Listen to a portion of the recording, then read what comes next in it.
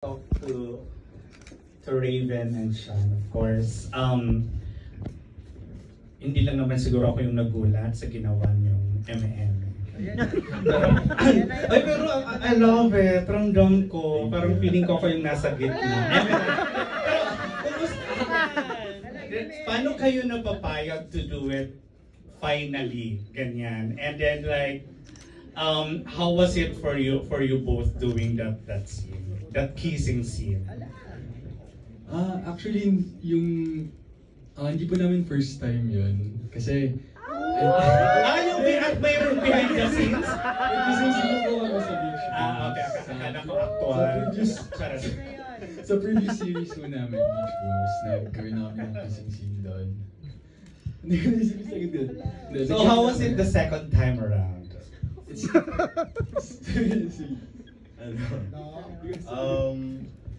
was okay. It was okay. Nakakaba, pero okay lang. How was it different from the first?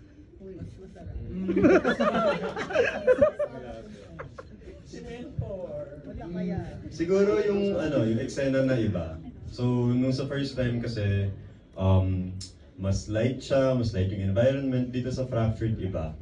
Pero alam ko dito sa Fractured mas yung eksena yung kiss mas ramdam. Wow. Parang ganun. Tsaka, hindi ko alam kung parang first take yun, pero yung iba di ba mas matagal. Ay, may ibang take. Medyo mabilis yung sa pinakita. Yeah, pero I feel like So mas mahaba pa yung actual? Ang bothered siya eh. Ganun siya eh.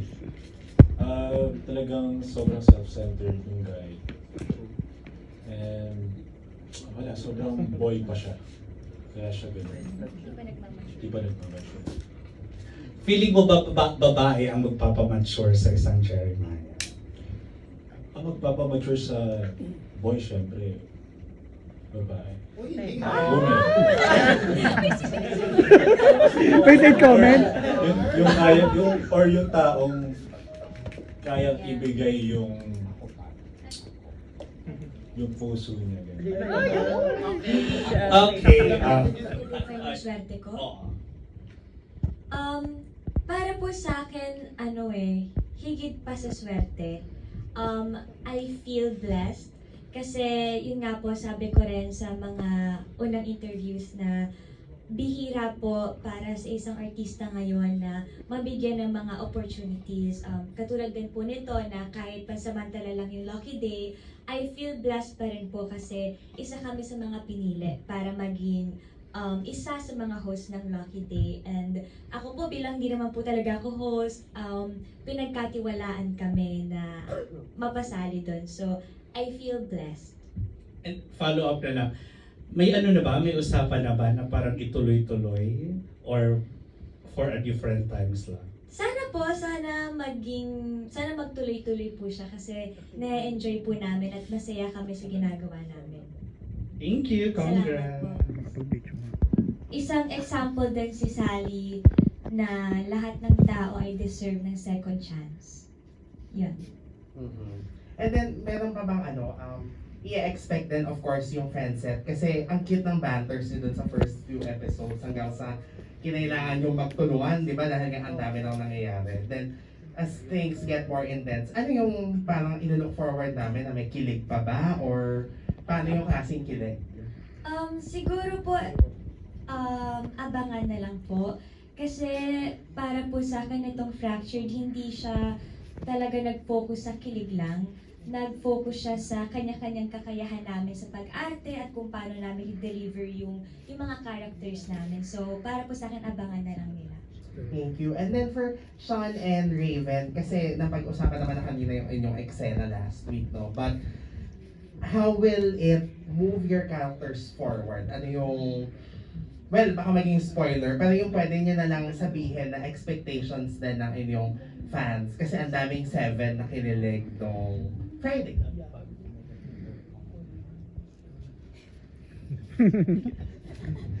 Raven, ikaw na mauna.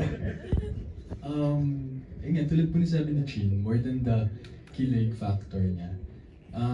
Mas lalalim pa yung story mas magdidig-deep pa siya And tatlo na lang ata, no? 3 episodes na lang siya, pero sobrang buo pa din yung kwento niya, buo pa rin yung story niya na yung kala mong ito na yung mangyari, hindi pa pala. So, I feel like good, magandang, magiging, maganda na yung flow niya dun sa 7, sa atin. After nung kisisi naman, mas may depth na yung nila mas may connection na sila, and nagiging solid na sila. Compared dun sa umpisa na sobrang mailap sila sa isa't isa. So, feeling ko, nandun din yung na-reveal na yung personality ng isa't isa. Na pag trap kayo sa isang island na walang tutulong sa inyo kung hindi kayo at sarili nyo, sino kayo? So, na-reveal na isa-isa. I feel like lahat ng characters sobrang full. Yeah, parang full yung characters naman lahat. Mas buo na. Apart po sa sinabi niya, madami pa naman naabangan yung 7 fans, hindi lang sa 7, pero sa buong story talaga. Kasi ngayon pa lang, ngayon pa na-unfold na yung mga twists and turns ng story. Ngayon, lalo ngayong 6, 7, at saka 8. Kaya hindi lang sa story ni Tony at Jello sila maraming aabangan pa, pero sa story nilang lahat, kung ano pa mangyayari po.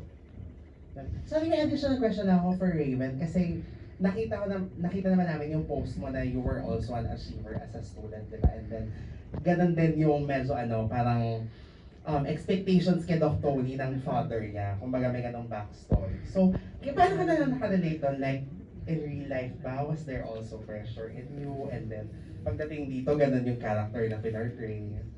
Nakarelate ko kasi gusto ko maging doctor talaga Yun yung original plan ko before mag-artista. Sabi ko kailangan ko mag-med, tapos magiging pre-med, tapos mag-med ako, med proper. Pero hindi pa yun nangyari for now, and it's okay. Kasi siguro nung una pressure ako, nakarelate talaga ako, doon ako humugot na parang, kahit hindi masyadong pinakita sa story na si Doc Tony, na doctor talaga siya, doon ako humugot ng personality niya kasi gusto ko rin yun. And nag-research pa ako sa mga, hindi lang na-include, hindi kasi na-include lahat ng scenes, meron doon nag-research pa ako ng sasabihin, kunwari sa vlog, na kunwari sila, natawa ako, share ko na sila Jello, sabihin nila parang, uy, naka-enjoy yung island na to, ganyan, kasi may kanya-kanya kami cameras. Tapos may naka-enjoy island na to, so pretty, so fun. Tapos ako, kailangan ko mag-isip ng paano ko sasabihin to, nung atake, parang doktor.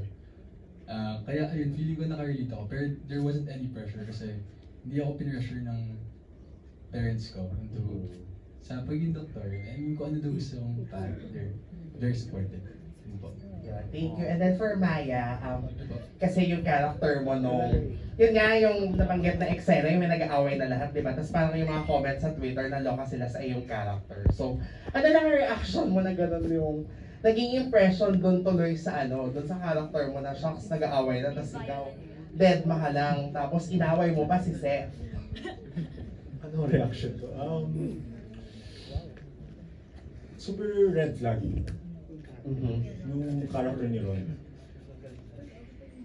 Yun po talaga yung reaction ko Parang na-off ako sa kanya. Ako mismo. Pero nung binabasa ko siya sa script, talaga off na ako. Pero kailangan kong unawain at mahalin yung character ko para ma-portray ko siya ng way.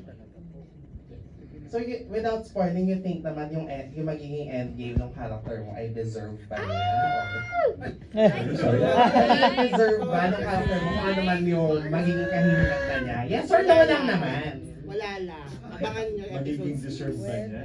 Yan ang dapat yung abangan. Sige, ito super last na Friendskin kasi yung ang ganda ng kwento na ipinakita kay Shucks, ano ang name niya ni Mary Joy? Claire, di ba? I mean, I'm sure in real life, madaling makarelate din sa kanya as celebrities and users of social media. No? So, now na-reveal na yung twist sa character niya and pwede na pag-usapan, ano sa tingin mo yung pinakamalaking learning na based din sa real life experience mo? Sorry po, pinakamalaking? Learning mo na based din sa real life experience mo and comparing it to the plight of Claire's character. Since yun nga po na-reveal na, no, so nakita naman natin kung ano yung ginawa ni Claire sa video, I would say na sobrang nagmamatter talaga kung paano mo tratuhin yung mga tao sa paligid mo. Kasi, nakakahawa siya. Yung ugali mo sa isang tao, mag-reflect yan. So, ito lang naman po ang take ko sa ginawa ni Claire. May pagkakamali yung waiter, pero mali rin na ganun yung naging reaction niya. And then, vinidyohan since ayun naman ay nangyari sa mundo natin ngayon. And naging violent tuloy yung reaction ng mga tao. So, parang ako, if I were in her position, siguro mas magiging soft na lang yung atake ko dun sa pagkakamali. Kasi, ang hirap ng ipakita yung totoong nararamdaman mo, lalo ngayon sa mundo natin. Syempre with social media na ang bilis mahusgahan ng isang tao. But then again, mali rin ang mga tao sa social media. Yan, sila yung mga reaction nila kasi hindi nila inalam yung totoong kwento behind that video. So ako lang, sobrang nagmamatter ang kindness. So, kahit na yun nga yung sinasabi nila parate, kahit gaano kakapagod, kahit gaano kalaki yung problemang pinagdadaanan mo ngayon, choose to be kind. Always. Kasi, yun na lang ang nagpapatakbo sa mundo natin ngayon. Sobrang sama na nangyayari. So, alam mo yun, maging isa ka dun sa mga taong nagpapalaganap ng kabutihan. Yun. Thank you so much. Salamat and congratulations. Thank you so much. Maraming salamat. Ayan, syempre pwede na tayo pumunta sa ating mga... Pwede ko to. Yes, pwede. Pabot na lang. Thank you, Jamel.